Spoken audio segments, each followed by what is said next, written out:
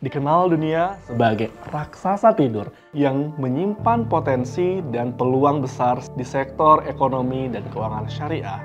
Mengapa Indonesia justru masih menduduki peringkat pertama sebagai importir makanan halal? Sobat Rupiah, hari ini kita akan bercerita tentang perkembangan ekonomi dan keuangan syariah yang disebut-sebut sebagai sumber pertumbuhan baru bagi perekonomian.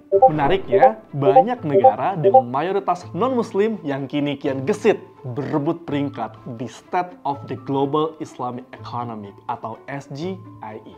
Sobat bisa lihat nih, berdasarkan laporan SGIE tahun 2023, peringkat 8 dan 15 diduduki oleh negara dengan mayoritas non-muslim, yaitu Singapura dan juga UK.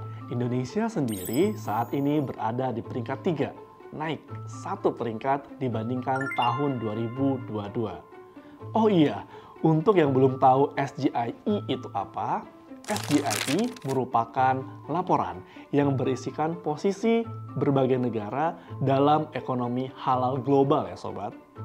Jadi persaingan memang cukup ketat nih. Tapi nggak heran sih, karena memang prinsip-prinsip ekonomi dan keuangan syariah dianggap menjunjung tinggi keadilan, transparansi, dan keberlanjutan. Makanya, aktivitas ekonomi dan keuangan syariah sekarang ini semakin dilirik oleh masyarakat dunia. Prinsip ekonomi dan keuangan syariah atau Ex-Share kini memang banyak diadopsi negara berpenduduk non-muslim. Beberapa negara bahkan disebut sudah memiliki program Ex-Share unggulan masing-masing loh sobat. Misalnya, Thailand, Korea Selatan, Jepang, Tiongkok, Australia, Brazil, Inggris. Nggak nyangka kan kalau negara-negara dengan mayoritas penduduk non-muslim justru sudah begitu serius mengoptimalkan potensi ekonomi dan keuangan syariah.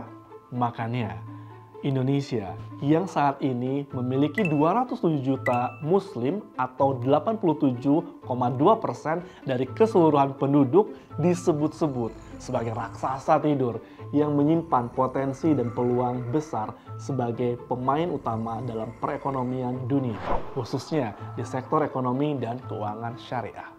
Apalagi pertumbuhan ekonomi dan keuangan syariah Indonesia di tahun 2024 ini diproyeksikan akan tumbuh sebesar 4,7% sampai 5,5% year on year, meningkat dibanding tahun 2023 dengan pertumbuhan sebesar 3,93% year on year.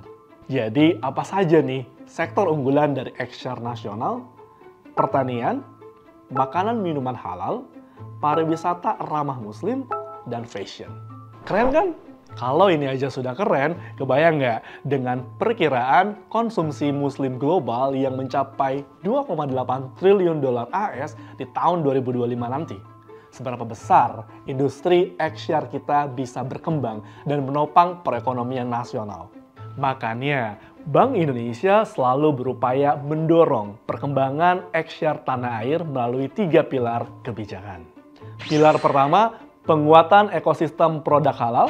Pilar kedua, penguatan keuangan syariah.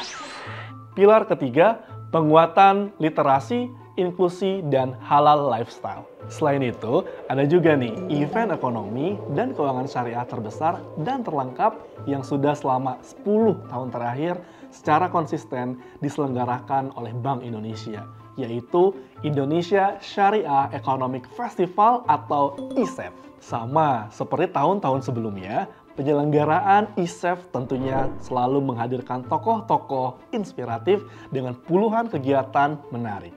Untuk sobat pelaku usaha syariah, ISEF bisa menjadi kesempatan emas untuk memasarkan produk sobat kepada pasar global. Nah, untuk sobat yang baru berencana memulai industri halal, ISEF bisa jadi wadah untuk memperluas wawasan sekaligus memperdalam strategi melalui berbagai agenda yang dihadirkan. Jadi, semakin gak sabar kan untuk ikut beri makna mewujudkan Indonesia sebagai pusat Ex-Share dunia?